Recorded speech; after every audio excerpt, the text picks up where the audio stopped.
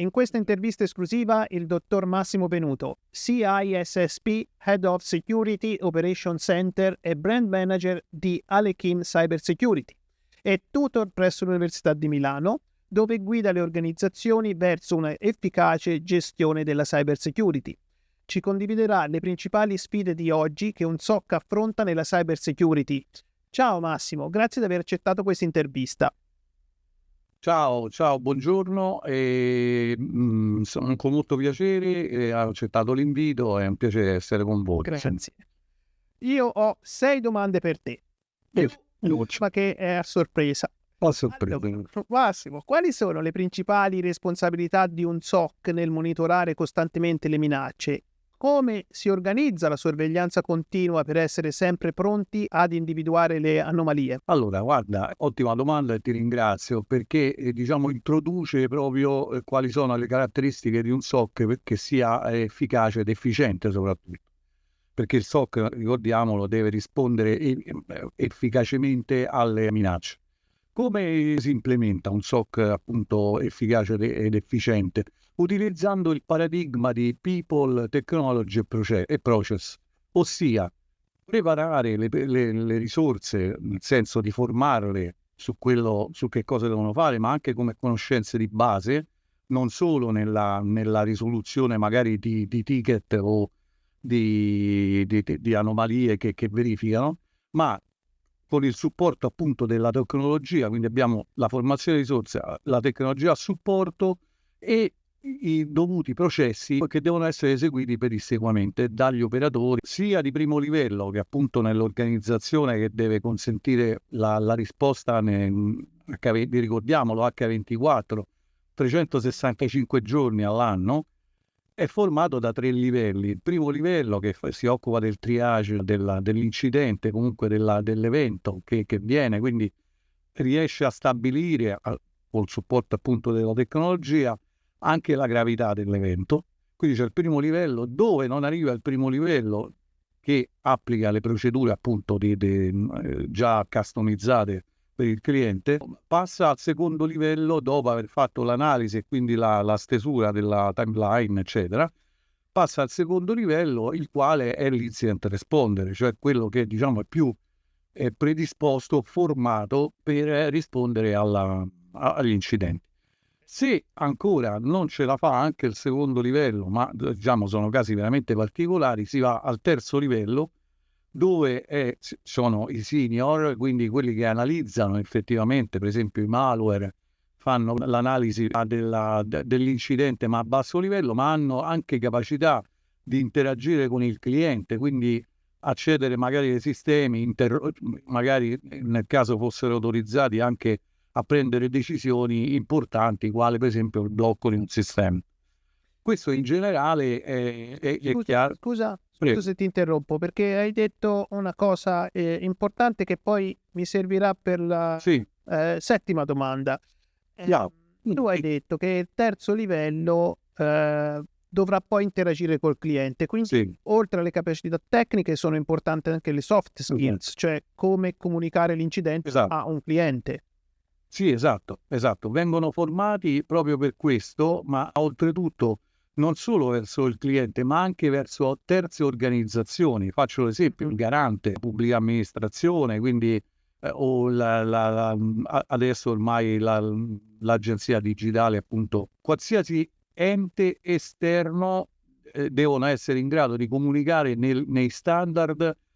Se vuoi entriamo un po' nel particolare, c'è un protocollo che si chiama TLP o TPL, gli acronimi ormai sono troppi, dove stabilisce per esempio quale tipo di protocollo o con quale gravità viene comunicata e in quale metodologia vengono comunicati gli eventi. Quindi c'è Amber, c'è Green, eccetera, eccetera, fino a Red, dove effettivamente non si possono dire caratteristiche dell'incidente o comunque proprietà dell'incidente che sono magari riguardano dati sensibili. E quando si tratta di attacchi interni o minacce interne, come nel caso di Equalize che ha fatto uno scarpone in Italia, quali strumenti e tecniche utilizzi per identificare segnali di attività sospetta da parte del personale interno? Allora, ovviamente diciamo, individuare l'insider che dovrebbe teoricamente avere, diciamo, più fiducia, no? Se ci mettiamo dentro, guarda proprio il caso di Equalize, mi sembra una persona di NTT Data o comunque, diciamo, una persona consulente, se ricordo bene, e bisogna, oltretutto, dopo aver dato i diritti, come se hai diritti amministrativi, è molto più difficile individuarlo. È chiaro che ci sono anche soluzioni anche tecnologiche che possono individuare, possono permettere di individuare queste anomalie, e si chiama appunto WebA, cioè User Identity Behavior Analytics. Cioè praticamente fanno delle baseline delle persone, profilano le persone, e quando vedono che fanno attività anomale, anche qui onnipresente l'intelligenza artificiale, vedono che effettivamente fanno magari movimenti laterali, o comunque, come è successo, o comunque accesso a sistemi con altre tipologie che non siano quelle usuali, quindi parlo di RAT, parlo di bug, parlo di sfruttamento delle vulnerabilità, è chiaro che vengono notificate, no? Per modo, ovviamente, anche ormai gli EDR, quindi gli Endpoint Detection Response, che sono appunto software, comunque applicazioni molto sofisticate che garantiscono la telemetria No, ma mi hai fatto venire in mente una cosa. Dimmi. Mi fu detto qualche settimana fa che addirittura voi del SOC, insomma, quelli che non si fanno gli affari propri, che un utente aveva stampato più fogli o dei fogli, ma comunque del materiale, un po' prima di uscire dall'ufficio. Quindi il SOC ha allertato il manager, il quale che avrà contattato poi l'utente. Quindi che magari ha segnalato, in quel caso per esempio è possibile, oltre a analizzare, no, le spooler di stampa, quindi le quantità, diciamo, ma ci sono software proprio dedicati che si chiamano DLP, Data Loss Prevention, che fanno addirittura, vedono anche se fai dei screenshot, praticamente se fai print screen, e ti bloccano anche quello, o comunque viene notificato addirittura. Lì è veramente un mondo, diciamo, della protezione del dato. E no, volevo finire solo che, a parte la parte tecnologica della seconda domanda che mi hai fatto, c'è anche la parte, diciamo, procedurale, cioè nel senso, una delle caratteristiche, una delle basi proprio della sicurezza è la separation duty, cioè nel senso che l'amministratore della piattaforma LDN non può essere la stessa persona che amministra i sistemi. Perché? Perché chiaramente cancellerebbe i log, insomma potrebbe fare delle azioni, diciamo, che non potrebbero essere mascherate. Quindi c'è chi amministra, o appunto l'interfaccia o il DLP, la soluzione tecnologica, e chi invece si occupa della protezione dei sistemi. Se ricordo bene, la persona che appunto è stata individuata aveva accesso ai sistemi anche, insomma, a livello amministrativo, quindi diciamo era molto avvantaggiato. Sicuramente una persona in gamba, però chiaro. Questi sono i modi, diciamo, però insomma ha creato. E quindi, perché prima hai fatto il nome RAT, e come si rilevano le minacce avanzate come il Remote Access Trojan, che permettono agli attaccanti di avere un controllo remoto sul sistema? Quali indicatori ti aiutano a riconoscere questo tipo di malware? Allora, a livello endpoint ci sono delle attività sospette dell'endpoint, per esempio parlo dei rallentamenti improvvisi o dei crash magari frequenti, oppure l'analisi, per esempio in quel caso, del network, quindi l'analisi effettivamente di come vengono contattati questi endpoint, ma anche l'EDR stesso può valutare questi tipi di connessione, anche se non se ne accorgesse, diciamo, che è installato un RAT. I tipi di connessioni li puoi individuare tranquillamente. Anche per esempio l'analisi dei processi in background, i RAT si installano e si mettono appunto diciamo come processi in background. L'analisi anche qui, per esempio, l'EDR stesso può sicuramente riconoscerli. Oppure delle modifiche, per esempio, alcune volte ho dei pop-up o delle modifiche del sistema, come per dire: ma io avevo fatto questa cosa, perché adesso è diversa? Quello, per esempio, andrebbe preparato l'utente anche a notificare, perché l'utente può dire: ma vabbè, può essere una cosa che forse ho dimenticato. Invece notificarla è importante. Sì. Noi abbiamo sì, noi per esempio nelle aziende che appunto gestiamo come SOC notifichiamo, diamo proprio delle linee guida su che cosa fare a seconda dell'evento in corso. Sì, no, ho notato che gli utenti tendono a cliccare la qualunque. Sì, cliccano e basta. Sì. E la quarta domanda, come gestisce un SOC una crisi come quella di Equalize, dove entrano in gioco sia vulnerabilità tecniche sia rischi legati agli insider threat? Quali sono i passaggi principali per rispondere a situazioni così complesse?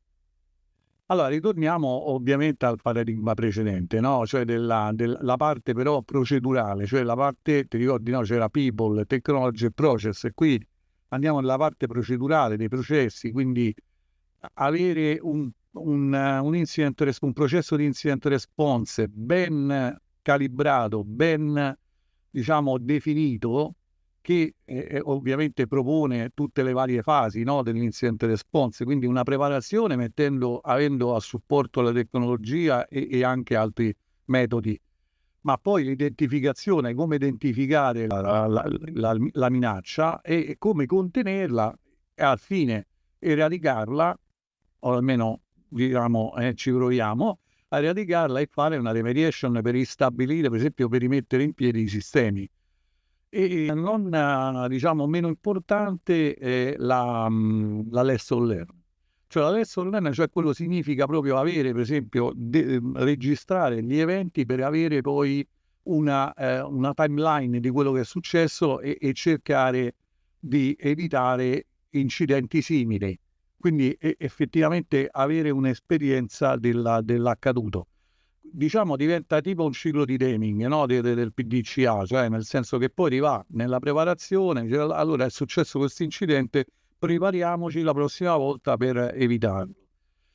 Fatto questo, quello che Alekin Cyber Security infatti abbiamo noi implementato, comunque creato, sono delle matrici che vengono condivise con il cliente, dove parti dalla minaccia, quali sono i requisiti per identificare la minaccia, che cosa fa il primo, poi diciamo su quali strumenti, quindi è una tabella vera e propria, una matrice, con quali strumenti, poi che cosa fa il primo livello, il secondo livello e il terzo livello.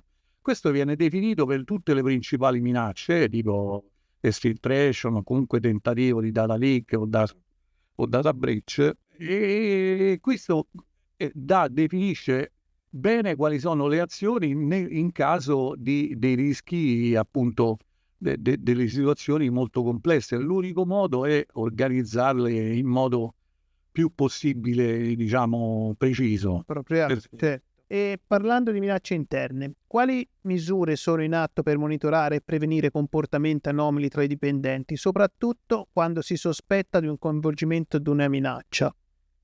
Allora, guarda, qui parliamo adesso, sempre appunto io affronto le domande che mi trovo in due modi, no? Uno tecnologico e uno, diciamo, non tecnologico, procedurale o similare. Allora, è importante, per esempio, qui quello di cui accennavamo prima, un data loss prevention, è molto importante come strumento, diciamo, che però, perché entra poi nell'organizzazione aziendale, nei processi aziendali, quindi entra appunto addirittura sulle stampe, sui dati che sono, diciamo, o in transito o a rest, oppure fermi, immobili, per esempio, sui storage, ma oltretutto anche sui dati strutturati e non strutturati, quindi va a vedere, insomma, entra veramente all'interno dell'azienda. Questo aiuta molto l'identificazione, che cosa fare, come monitorare appunto e prevenire. Perché? Perché va fatta una fase prima di analisi e poi di implementazione, magari di blocco, di notifica, ma insieme vanno anche a fine della prevenzione guardati, diciamo, controllati, monitorati sia il traffico di rete, i firewall, gli endpoint stessi, collezionati eventualmente come facciamo noi con dei SIEM, quindi diciamo dei collettori di dati dove poi vengono implementate delle rule, delle regole per evidenziare, comunque per allertare il SOC, e insieme, diciamo, è quello che serve proprio per identificare la minaccia. Capito. Hai risposto è chiarissimo. Ora ho l'ultima domanda e poi la domanda finale, che è la settima, però sicuramente questa è la più difficile. no, questa è la più facile. La settima, solitamente io rilascio sempre una domanda che riguarda il sociale, insomma, come persone esperte come te del tuo settore possono dare un contributo anche. No, volevo solo aggiungere una cosa alla domanda di prima. Come dicevo, quello è l'aspetto tecnologico. L'aspetto pratico sarebbe anche interessante sentire il chattering dei colleghi, cioè entrare un po', ma non per spiarli, ma sentire se effettivamente c'è qualcuno che ha detto qualcosa, eccetera, o che ce l'ha. Per esempio anche monitorare i social, no? Mi è capitato una volta che c'era una persona che sui social parlava male dell'azienda, per esempio, no? Cose del genere andrebbero monitorate. Lo so che non è proprio, però No, però è chiaro, insomma, nell'azienda dove lavori, noi quantomeno il nostro compito è difenderlo, no? è chiaro, no, è chiaro. E dopo un attacco come quello di Equalize, ora io parlo sempre di questo perché è quello recente, più, come dire, pomposo. Quali azioni intraprendi per ripristinare sistemi compromessi e assicurarti che non ci siano altri punti di accesso? Allora, anche qui fa parte della prevenzione, no? Perché poi, diciamo, reagire dopo che è successo un attacco è sempre difficile, caotico, e questo, insomma, mi è successo anche per esperienza. Però, per esempio, giusto una parola, giusto per che riporta poi a quello che dicevamo precedentemente, come prevenire, perché una volta, cioè sarebbe meglio prevenire che curare, no? La famosa pubblicità. Però, per esempio, l'implementazione, quello che farei io, l'implementazione del Zero Trust, che ormai poi va di moda, diciamo, ma che dice nessuna fiducia implicita, cioè il modello è considerato affidabile proprio per questo, perché una risorsa si deve validare in vari modi prima di essere fiduciata, diciamo, e al fine di garantire l'identità e l'autorizzazione. E questo processo deve essere anche implementato dentro, diciamo, anche nella rete privata, cioè non è detto che chi è dentro già è fidato, cioè va affrontato sotto varie caratteristiche, non solo quelli che provengono dall'esterno sono non fidati, insomma. E le policy che poi possono essere implementate per ripristinare prima cosa i sistemi compromessi, sicuramente bisogna dotarsi di tecnologia, anche qui parlo di, sembra banale, ma di backup, ma che ormai con il cloud, con il versioning addirittura dei documenti, è possibile ripristinarli, diciamo, in maniera abbastanza, ci sono tecnologie avanzate per il ripristino dei sistemi. L'RPO ormai è bassissimo, ma se vengono implementati, insomma, come si deve. C'è poi, tra l'altro, non so se l'azienda, dipende dall'azienda, se segue delle tecnologie, dei standard ISO, per esempio, mi sembra la 22031, che è appunto per la business continuity, e insomma ci sono dei standard, ma anche la ISO 27000 stessa deve garantire il ripristino dei dati o comunque la protezione dei dati. No, ho capito. Che non ci siano, finisco poi, che non ci siano altri punti d'accesso è avere la completa, diciamo, visione dell'azienda. È chiaro che un responsabile della sicurezza informatica, un CISO, deve garantire le tre principali caratteristiche, che è la confidenzialità, l'integrità e la disponibilità dei sistemi. Quella disponibilità è quella che deve essere garantita proprio per rimettere in piedi i sistemi compromessi. La confidenzialità, implementare dei sistemi crittografici o comunque delle tecnologie che permettono di avere appunto la confidenzialità nella trasmissione del dato. Certo. E l'integrità, anche questa va garantita, ma ormai anche qui ci sono tecnologie tipo il FIM, che è il File Integration Monitor, ci sono tantissime tecnologie e metodi per garantirlo. Il problema è poi monitorarli, perché poi se hai 10 dashboard che ti portano questi dati, monitorarli non è facile. No, immagino. Senti, io in questa chiacchierata, in questa intervista, ho individuato 3 punti che secondo me sono molto importanti. Il primo che hai detto è la formazione. Sì, la formazione è importantissima. Poi il secondo è il soft skills Esatto. e il terzo che hai detto è network. Ora, questi punti che ho individuato appunto mi aiutano a farti l'ultima domanda, che Sì. personalmente è la più importante, che riguarda i giovani, perché sul gruppo di Telegram, ogni tanto anche su WhatsApp amici mi mandano messaggi, mi dice voglio fare il penetration test. Non so niente, vorrei fare il penetration test, ma da quello che tu hai detto adesso a me, sembra più, cioè nell'immaginario collettivo, uno si immagina lì che stai facendo l'hacker, no? Che stai... E invece no, perché da come hai detto c'è una serie di procedure e delle cose da sapere. Quindi se tu, come tutor anche, dovessi consigliare a un ragazzo quale strada intraprendere, una roadmap appunto per lavorare come cyber security. Allora, guarda, adesso sì, va di moda questa, diciamo, voglio fare l'hacker o comunque l'hacker etico, ovviamente, c'è l'etico hacker, eccetera, ci sono tantissime ormai, diciamo, video o comunque corsi, ci sono, eccetera, eccetera. E pensano la maggior parte di questi ragazzi, ma poi lo dico anche con esperienza, perché le persone che lavorano con me al SOC anche sono giovani, stanno studiando, chi va all'università, chi ha finito, eccetera, e sono convinti, no, che faccio l'hacker, sono il più bello, il più bravo, il più, diciamo, cool, no? E vabbè, poi invece se ne accorgono che quando se studiano, vedono che anche lì ci sono delle metodologie ben definite. Cioè c'è l'OWASP che definisce delle metodologie ben definite di analisi e penetration test appunto per esempio dei web, no? Della parte web. E così come dalla parte di Peter Herzog, quindi l'OSDEM, eccetera, eccetera, sono metodologie ben precise. Ok, detto questo, quindi non è che uno si mette lì e fa l'hacker, no? No, bisogna studiare anche lì, ma la base secondo me fondamentale, almeno dove io insisto, è il networking. Cioè secondo me i networking sono i binari dove far passare il treno, senza binari il treno non va, nel senso che bisogna capire bene come funziona la parte di networking, dopodiché fare, diciamo, comunque studiare, sempre prepararci per la parte di security, di sicurezza, che abbraccia ormai la cyber security, cioè diciamo ci sono anche immagini dove puoi vedere che è un cerchio dove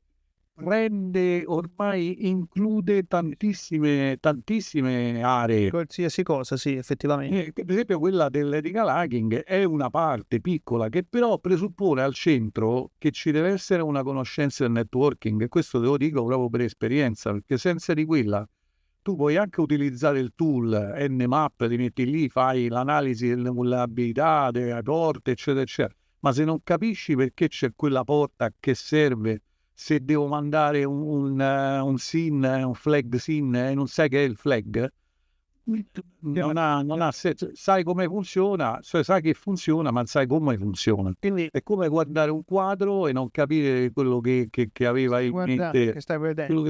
quello che aveva in mente il pittore, no? Quindi networking come base, poi successivamente studiare sicurezza. Sì, sicurezza, per esempio, c'è senza entrare proprio ancora nella specializzazione, ma che da un quadro generale la CompTIA Security Plus, per esempio, dà una competenza, dà una visione generale ma anche pure, per esempio, parla delle ISO, parla pure dei standard normativi, no? Dà una visione generale della sicurezza. Poi, fatto quello, allora ti specializzi su quella caratteristica che vuoi effettivamente approfondire, perché, ripeto, le aree sono tantissime. Sempre come dire, un occhio ai giovani, insomma. Ora, io personalmente non mi ho studiato niente, anzi, poi però sul crescere mi sono trovato obbligato a studiare, ho fatto la CCNA, la CCNP. Io ho fatto il CCNP, no? Quindi, insomma... Sì, insomma, il CCNP non è un gioco. No, sì, 4 esami mi sembra, no? Prima erano 4 esami, ora sono 2.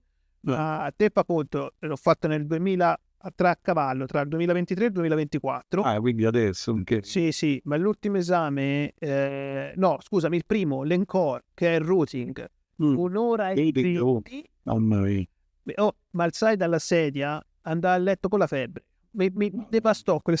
È veramente incredibile. Poi ho visto l'esame che volevo fare. Ci volevo provare, insomma, a studiare per la CEH, Certified Ethics. Sì, 4 ore d'esame. Ho detto no. Ma no, allora, guarda, anche quella per esempio è finalizzata allo studio all'utilizzo dei tool. Ti danno una marea di tool e ti fanno utilizzare i tool. Secondo me è molto più efficace la parte la certificazione della Offensive Security a questo punto, che almeno è pratica. È una certificazione dove ti dicono questi sistemi li devi bucare, devi fare la relazione, devi fare il report. Ecco perché questa è un'altra cosa che non abbiamo mai parlato. Questi giovani non sanno quanto è importante un report, che poi diciamo dopo il penetration test vengono fatti 2 report, uno per l'executive, per i C-level, quindi diciamo le persone che non sono tecniche, e uno tecnico poi, no? Che è utile fare quello tecnico e farlo vedere a un manager perché tanto non lo capisce. E quello per esempio è un aspetto, no, che deve curare, tant'è che l'OSDEM per esempio presuppone lo SPT mi sembra o PSA, cioè quindi due tipi di certificazioni orientate, una più tecnica e una più manageriale, diciamo. Beh, io ricordo il CSSP durò 6 ore, mi ricordo, e sono 250 domande. Beh, fu un bagno di sangue veramente per me, perché se io studiai 6 mesi senza corso, poi self-made, quindi da solo. Sempre perché hai visto, a volte mi fanno delle domande, a volte leggo anch'io su Facebook, su vari social, dice no, ma che certificazione, l'importante è la pratica. No, non siamo d'accordo. Io personalmente, avendo iniziato a studiare la CCNA, CCNP, eccetera, eccetera, mi sono accorto alla fine che non è soltanto CCNA, ma è quello che c'è dietro, insomma. Esatto. Quindi te come manager, perché sei il manager, le certificazioni le prendi in considerazione, o anche se uno è bravo e però non ha mai studiato niente, come dire, tra uno che è certificato e conosce la materia chiaramente, e uno che non è certificato però è tanto bravo, però in pratica lo sa fare ma la teoria non la conosce. Allora, questo è veramente, sì, diciamo un problema. Perché? Perché l'obiettivo comunque purtroppo nell'informatica lo ottieni ugualmente, cioè nel senso che, faccio un esempio, se dice vabbè allora bisogna fare il penetration test di questo sistema, no? E l'obiettivo lo ottiene sia quello che ha studiato sia quello che non ha studiato. Chiaro. La differenza fondamentale è quando fanno il report, per esempio. Chi ha studiato sa bene quello che ha fatto, chi non ha studiato lo sa fare ma non capisce bene profondamente quello che ha fatto. Questo è un primo esempio. Io cerco sempre ho persone che effettivamente non sono laureate e persone che sono laureate. È chiaro che quelle laureate hanno un approccio completamente differente anche di metodologia. Poi c'è anche quello bravo che è portato proprio a quel tipo di lavoro e magari ha intuito diverso e anche più efficace di quello che ha studiato. Però fondamentalmente lo studio, come ogni cosa, ci vuole, no? Cioè se tu vai da un medico, no, non possiamo dire no, quello però c'è esperienza, no? Lo faccio anch'io questo esempio, insomma, se vado da un laureato, ma è normale, no? Cioè, non vai da uno bravo, no? Vai da uno che però ha studiato, perché mi sono accorto io poi con gli anni che a certi livelli se non studi non ci arrivi. Anche se sei bravo con la pratica, ma se non studi, io per esempio so un protocollo che è il BGP, sì, come no, lo puoi configurare, lo puoi anche sapere le aree, se ricordo bene, ma se non l'hai studiato non lo capisci. Esatto, è possibile. Quindi le certificazioni, comunque lo studio anche per i ragazzi sì, ma guarda, noi per esempio abbiamo istituito un Cyber Friday, cioè ogni persona del SOC sceglie un argomento a piacere e poi li espone ai colleghi. Bellissimo, perché si mette, oltre che così imparano anche a parlare, a esporre i concetti, no? Ti assicuro che non è facile. E però poi vedi, a parte che così vedo anche io, riesco a capire quali sono le preferenze, le tendenze. C'è chi ha parlato di Neuralink, chi ha parlato, che ne so, di appunto dell'esfiltrazione, quindi delle C2, dei Goba Strike, quindi vedo quali sono le caratteristiche. Bellissima questa cosa. Però per esempio quando sì, vabbè, è una bella idea infatti. Quando però per esempio a un certo punto abbiamo parlato, poi c'è l'innovazione, cioè il quantum computing, no? Questo per esempio è una nuova, diciamo, area dove io ho tantissima passione, avendo studiato energia nucleare, quindi aver fatto pure un percorso, diciamo, sotto il punto di vista della fisica atomica, quindi è un connubio, no? Che finalmente mi viene fra l'informatica e la fisica. E quando ho visto però che andavo un pochino in profondità, chi aveva studiato, diciamo, mi seguiva nella dissertazione proprio scientifica, quindi quando parlavo, no, anche di aspetti matematici, matrici, eccetera, eccetera. Chi invece non ha studiato a un certo punto si perdeva e non mi ha seguito più. Ce la facevi. Eh sì, è chiaro che poi dice, vabbè, però la uguale io so che cos'è il quantum computer, so a cosa serve, ho capito, però Poi saperlo spiegare è difficile. saperlo spiegare. Mi sono accorto anch'io, per esempio, dove lavoro o anche parlando con altri ragazzi, che siccome io, avendo il canale su YouTube, l'ho visto, parlo sempre di networking e quindi le cose insomma, le so in maniera più accademica, però, e le so in maniera accademica oppure volemosi bene, insomma, spiegarla così. Però quando la devi spiegare in maniera accademica, oggi subito chi ha studiato e chi no. Esatto, chi te segue, esatto. Sì, no, infatti dicevo, è quello, e poi dopo io quindi mi devo regolare, no, su quali sono, diciamo, gli astanti, in quel caso, che poi la registriamo, però lo vedo subito chi mi segue o no. È importante, ma faccio un ultimo esempio, poi dopo noi collaboriamo molto con l'IBM, IBM ormai sta avanti tantissimo nel quantum computing, ha fatto appunto computer quantistici, eccetera, eccetera, e durante un intervento che facemmo insieme ad IBM, spiegarono appunto il quantum computer, addirittura hanno fatto già degli algoritmi quantum safe loro, cioè hanno già il bollino che diciamo questi algoritmi crittografici sono non breccabili, comunque insomma non difficili. Sì, sono troppo difficili, ma non solo matematicamente, no? Come l'RSA o quello che sia. L'unici che forse io credo, almeno eravamo in pochi che seguivamo questa dissertazione, diciamo, questa esposizione del quantum computing, che non è così banale.